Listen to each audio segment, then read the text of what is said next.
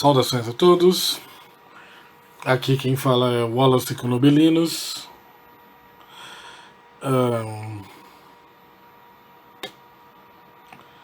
Falando pelo curso semente da Ordem Druídica Ramo de Carvalho, Messos.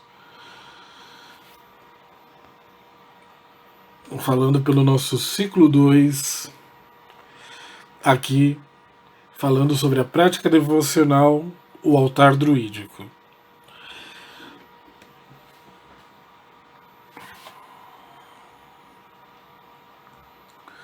A vivência do druidismo e da espiritualidade celta em geral, ela nos ensina que os deuses e espíritos eles não dependem de templos ou lugares sagrados para se manifestarem.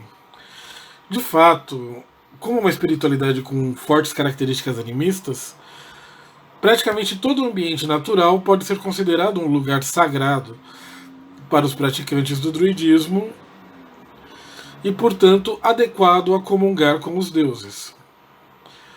Dito isso, é também verdade que nem sempre tais lugares estão disponíveis ou são de fácil acesso para os praticantes. E nesse caso, ter um lugar disponível para comungar com os deuses acaba sendo bastante útil. E mesmo sabendo que a vivência nos ensina que os deuses não são restritos a tais lugares, a existência de tais lugares não entra em contradição com a tradição céltica. Existem mesmo registros arqueológicos de templos urbanos na Gália e na Grã-Bretanha, enquanto altares devocionais eram encontrados ao longo de todo o mundo celta.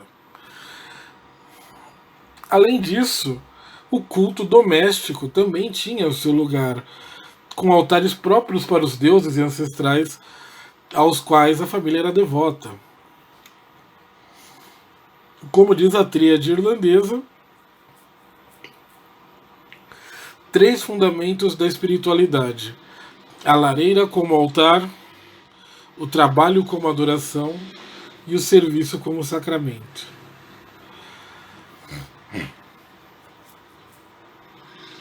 Obviamente, o objetivo aqui não deve ser o de substituir a natureza pelo templo e o altar de pedra e metal, mas apenas o de criar um espaço prático onde seja possível se mediar com os deuses de forma mais simples e imediata, sem a necessidade de se deslocar a locais distantes, e de que cada um possa também estabelecer dentro da sua própria casa o seu culto doméstico da espiritualidade celta.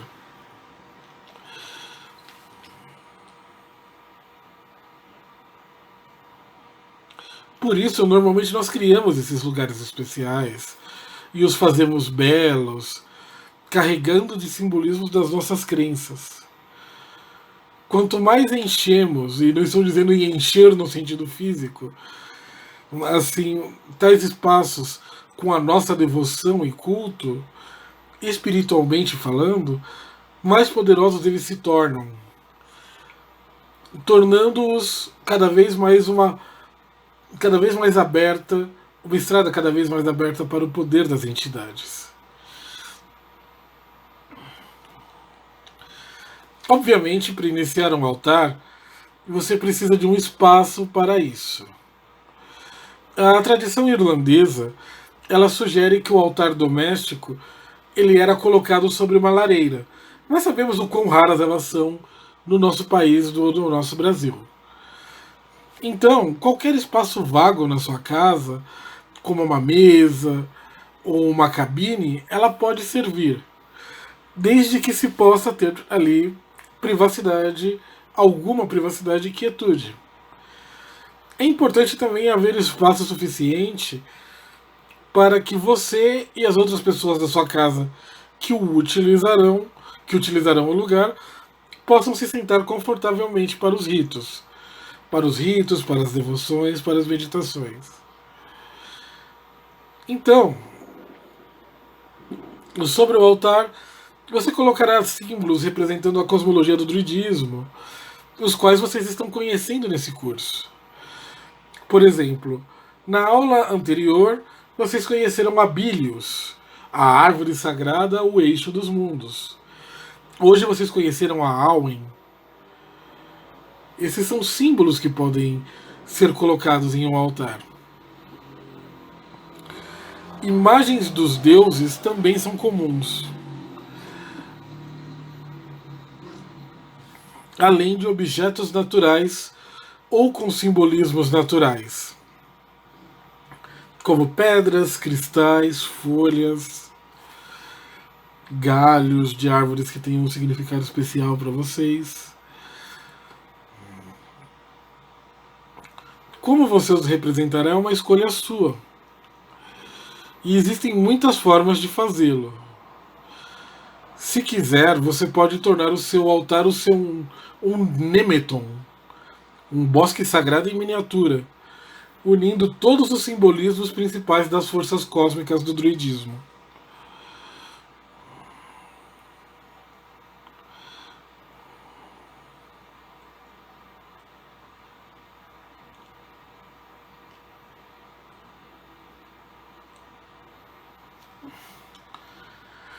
Entre os elementos necessários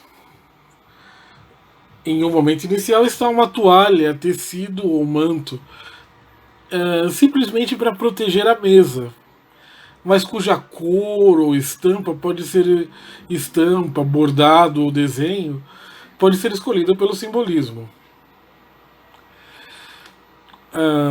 O branco seria a cor tradicional das espiritualidades indo-europeias para a devoção, para a sacralidade. Mas há quem prefira o bélico vermelho, ou a força curativa do verde, ou a inspiração calma do azul. Um espaço para o fogo também é algo importante, pois ele é essencial para a ritualística de todas as culturas indo-europeias. Só que a forma de você abrigar esse fogo, ela é da sua opção, porque não existe uma única forma de abrigar o fogo. Se você preferir um porta-velas ou um candelabro, ele é completamente válido. Outros vão preferir a chama de um caldeirão, e ele também é bastante válido. Quem escolher um caldeirão, certifique-se que o material aguenta a chama. Por exemplo, um caldeirãozinho de ferro, ele suporta a chama. Um caldeirão de alumínio e de cobre muitas vezes não aguenta.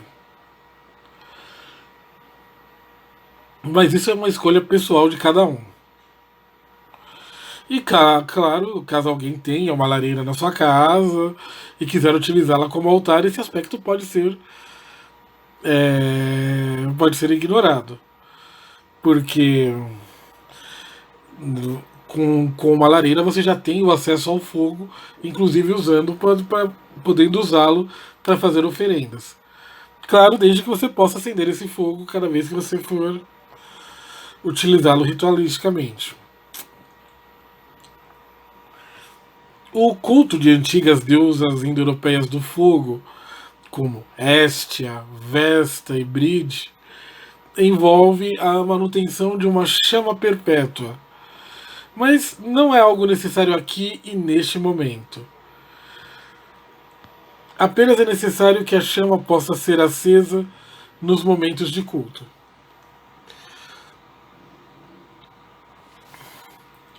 Essa chama inicial, ela vai ser dedicada a Bride, que é uma deidade familiar e especialmente ligada aos cultos domésticos. No futuro, conforme a sua relação com outras deidades se desenvolva, vocês podem acender a chama para elas também. Mas nesse momento inicial, Bride será sua principal porta de trabalhos devocionais, mesmo quando for realizar uma devoção a outras deidades.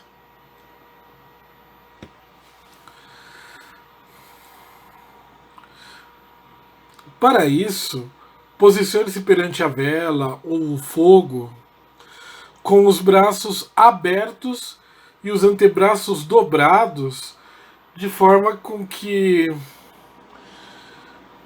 as suas mãos vão para cima da cabeça. Os antebraços se dobram, ou seja, o seu braço fica em curva, curvado e mais abertos. Os braços abertos e antebraços dobrados, elevando as mãos para cima. Essa posição ela é chamada de orans e ela é tradicional para os trabalhos devocionais de invocação. Ela é uma postura tradicional das diversas culturas indo-europeias.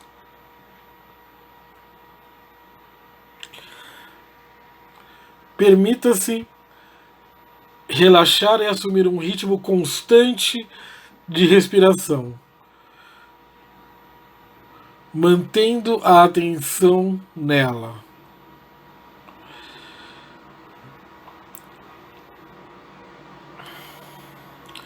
Se conseguir, então, visualize diante de você o espírito brilhante de Bride no seu aspecto triplo. A Bride no centro é uma guerreira, defensora da casa e da lareira.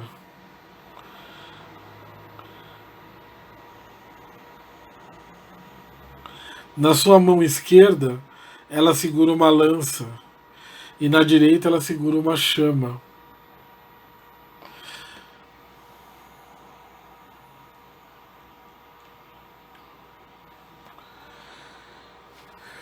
Então, você pode acender o seu fogo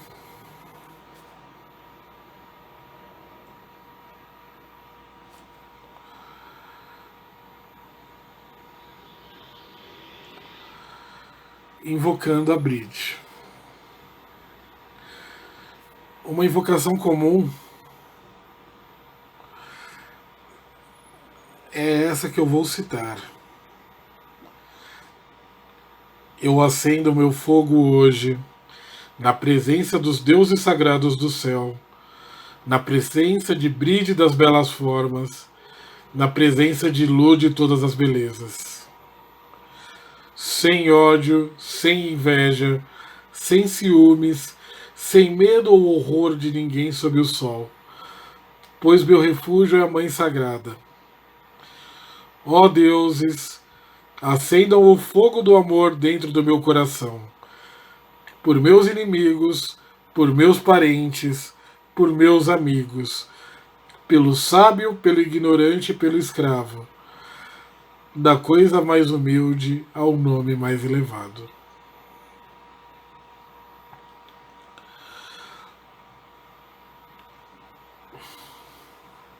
A partir desse momento,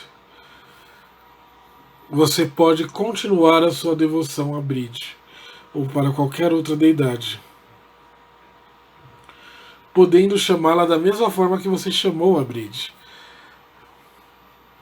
mas utilizando características próprias dessa outra deidade na visualização e invocação, pois a chama ela vai ser a sua porta entre os mundos. Você pode usá-la para queimar o incenso como oferenda às divindades.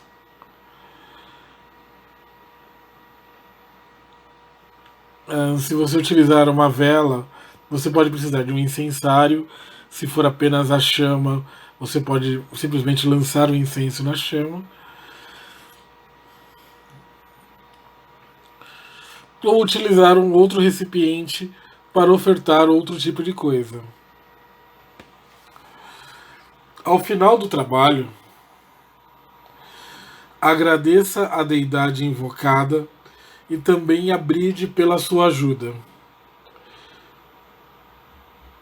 Não assopre a vela. Se possível, deixe-a queimar até o final. Se não, use um apagador. Obviamente, o seu altar ainda sofrerá muitas transformações, tanto graças às próximas aulas, quanto à sua própria experiência. A sugestão aqui é não se apressar, uma vez que estamos apenas iniciando os nossos trabalhos. Logo vocês conhecerão outras maneiras de realizar ações semelhantes, e além de outros tipos de trabalho a realizar, e então poderão focar naquilo que preferem. Você poderá ver a transformação constante do seu altar como um espelho da sua própria transformação e crescimento da prática druídica. E em algum momento, o seu altar terá uma organização que será muito pessoal sua e que será muito mais funcional para você do que seria para qualquer outra pessoa. Terminando aqui o assunto de hoje. Não, terminando por aqui esse assunto. A partir de agora só falta falar sobre os deuses do druidismo e encerraremos o ciclo 2. Então, até breve.